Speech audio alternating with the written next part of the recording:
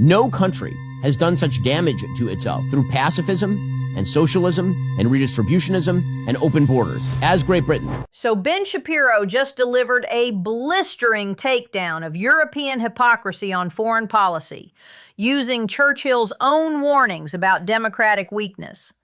We're covering his case that Britain's socialist decline proves why America can't follow Europe's path of redistributionism over strength. Let's break this down. I was recently rereading Winston Churchill's Gathering Storm, which is, of course, a classic. It is the first volume of his Second World War series. And one of the things that Churchill writes, right near the top of the book, he says that his purpose in writing this book, which he was writing, again, right after World War II, as the rise of the Soviet Union was creating the conditions for the Cold War, he said that he was writing to demonstrate, quote, how the malice of the wicked was reinforced by the weakness of the virtuous. Churchill's warning about weakness emboldening evil is playing out exactly with Iran today. European reluctance to confront Tehran's nuclear program and terror funding strengthens Iran's hand globally. The same democratic timidity Churchill warned about in the 1930s is empowering a regime that openly calls for genocide. How the structure and habits of democratic states, unless they are welded into larger organisms, lack those elements of persistence and conviction, which can alone give security to humble masses. How even in matters of self-preservation, no policy is pursued for even 10 or 15 years at a time. We shall see how the counsels of prudence and restraint may become the prime agents of mortal danger, how the middle course adopted from desires for safety and a quiet life may be found to lead direct to the bullseye of disaster. And he says, we shall see how absolute is the need of a broad path of international action pursued by many states in common across the years, irrespective of the ebb and flow of national politics. This Churchill passage perfectly captures today's European approach to Iran. The counsels of prudence and restraint he warned about are exactly what we see from Britain and Germany, calling for de-escalation while Iran builds nuclear weapons and funds terror across the Middle East. Meanwhile, Britain is telling the United States that we ought not do what we are doing in Iran. They're doing absolutely nothing to help us in the Strait of Hormuz. They're perfectly willing to allow China to maximize its global influence. Only in the case of Ukraine has Britain taken a leading role in any sort of way. And even there, it's basically to beg us for money and armaments. The pattern is crystal clear. Britain criticizes American strength while contributing nothing meaningful. They've allowed Chinese military expansion in the South China Sea, refused to patrol Hormuz against Iranian threats, yet lecture America on restraint. Classic European weakness disguised as moral superiority. Britain's recession, receding from its world-leading position between World Wars I and II in the 1930s, actually ended with that catastrophic World War II, which basically decided that Britain was no longer a global power. And then after the war, Britain decided that they were going to give up global leadership in favor of irrelevance and socialism. This historical divergence explains everything. After 1945, America chose global leadership and free markets, while Britain chose socialism and managed decline. The results speak for themselves. America became the world's superpower, while Britain became America's dependent. In 1942, there was something called the Beveridge Report in the middle of World War II. And it was a report arguing essentially for large-scale socialism in Great Britain. This is where the phrase cradle to grave welfare state comes from. It comes from the Beveridge Report. And after World War II, Britain embraced that in full. The Beveridge Report was Britain prioritizing welfare state planning over winning the war. While fighting Nazi Germany, they were designing cradle-to-grave socialism. This shows the misplaced priorities that led directly to their current military weakness and economic stagnation. And what that meant was basically blowing out global leadership in favor of domestic spending and destruction of their domestic economy. At the beginning of the 20th century, for example, government in Britain spent about 0.5% of GDP on health. As of April 2026, that number is 11.4% of GDP. At the beginning of the 20th century, the British government spent about 0.7% of GDP on social protection. Today, UK welfare spending is almost 11% of GDP. In total, as of early this year, the UK's government expenditures are approximately 44 to 45% of their entire GDP annually.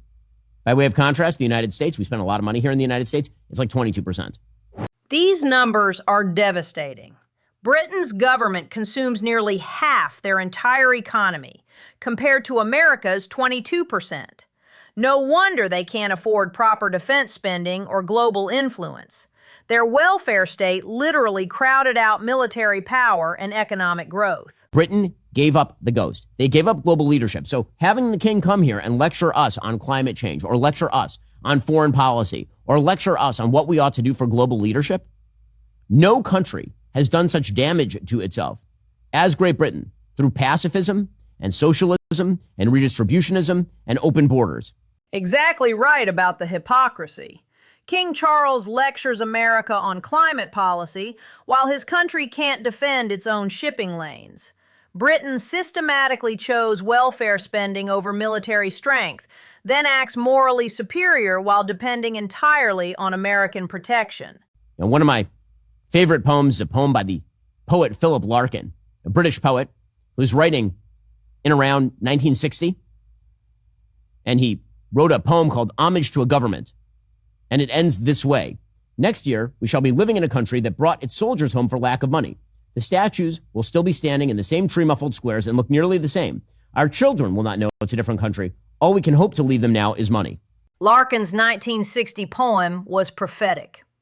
He saw that choosing domestic spending over military strength would hollow out Britain's global position.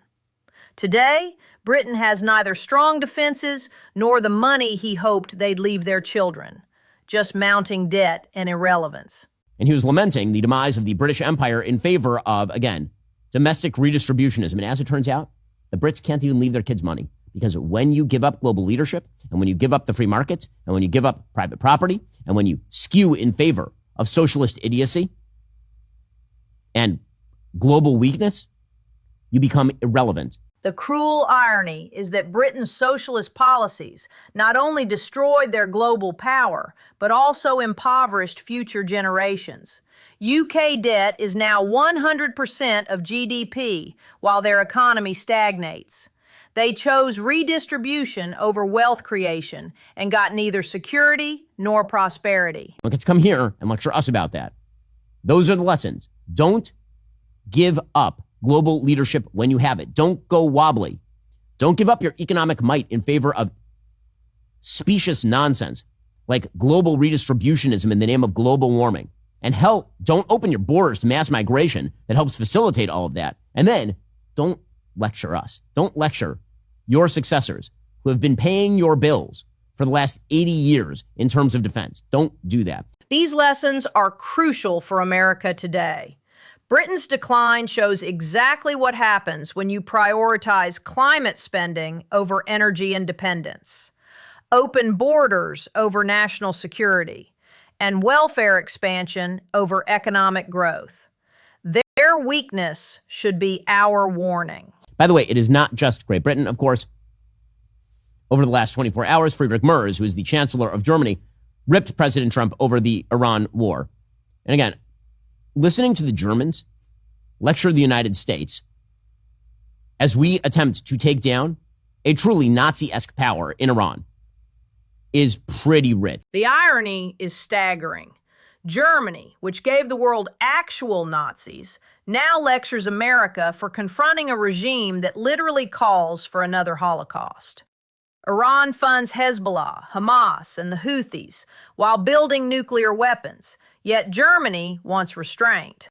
I weep for the Germans that their energy prices went up. Oh, that's sad. Maybe you guys shouldn't have completely destroyed your own energy supplies via green revolution nonsense. Germany created their own energy crisis through green ideology. They shut down nuclear plants, banned fracking, and made themselves dependent on Russian gas. Now they're suffering the consequences of their own environmental extremism while blaming America for strength. Maybe it turns out that your facilitation of the Russian bear led to the invasion of Ukraine because you made yourself dependent on Russian oil for years. Being lectured because you're having a rough economic time in Germany, that's sad. That's sad. Here's my tiniest violin. Germany ignored years of American warnings about Russian energy dependence. They built Nord Stream pipelines despite security concerns, then needed massive American military aid when Putin invaded Ukraine. Now they have the audacity to lecture us on foreign policy. The Americans clearly have no strategy, and the problem with conflicts like this is always that you don't have just to go in, you also have to get out again. We saw that all too painfully in Afghanistan for 20 years. We saw it in Iraq.